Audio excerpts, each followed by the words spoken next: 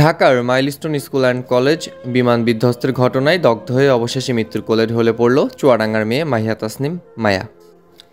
গতকাল বৃহস্পতিবার বিকেল 4:30টার দিকে রাজধানীর জাতীয় বার্ন ও প্লাস্টিক সার্জারি ইনস্টিটিউটের আইসিইউতে চিকিৎসাধীন অবস্থায় সে শেষ নিঃশ্বাস ত্যাগ করে।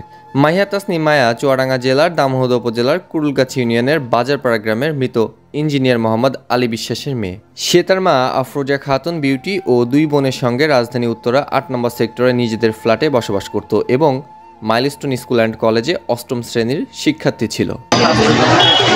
না এটা কি করব, ওটা কিভাবে হবে, এটা আমি নেব, এটা আমার নিয়ে খুব পছন্দ।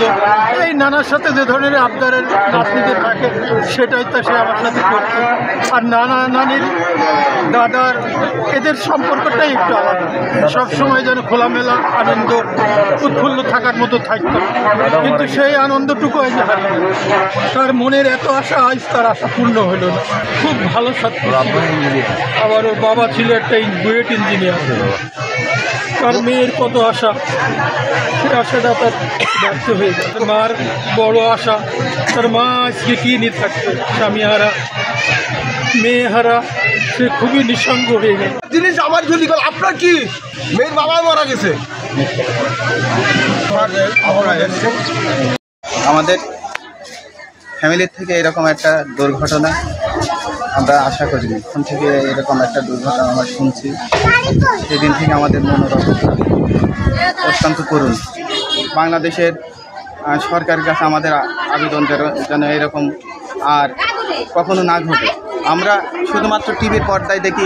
মাহিয়া তাসনিম মায়ার মরদেহ ভোরে চুয়াডাঙ্গা কোটপাড়ায় দাদা মৃত মনিরুদ্দিন বিশ্বাসের বাড়ির সামনে পৌঁছায়। এই স্বল্প সময়ের ভিতরেই ভিড় জমে যায় শোকাহত প্রতিবেশী ও আত্মীয় স্বজনদের। 5 মিনিট অবস্থানের পর লাশবাহী গাড়িটি মুজিবনগর উদ্দেশ্যে ছেড়ে যায়।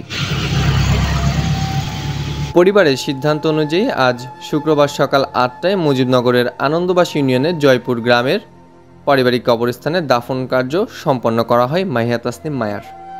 মাইলস্টোনের এই মর্মান্তিক দুর্ঘটনায় ইতিমধ্যে প্রাণ হারিয়েছে 33 জন, চিকিৎসাধীন রয়েছে আরও 165 জনের বেশি। চুয়াডাঙ্গার মেয়ে মায়ার মৃত্যু সেই তালিকায় যুক্ত করল আরও একটি নিষ্পাপ প্রাণের করুণ পরিণতি। প্রিয়জনের অকাল মৃত্যু কখনোই মেনে নেওয়া যায় না। মাহিয়া তাসনিম মায়ার এই মর্মান্তিক মৃত্যু যেন আবারও নিরাপত্তার প্রশ্ন তোলে আমাদের সামনে। নাজমুল ইসলাম, সময় সমীকরণ।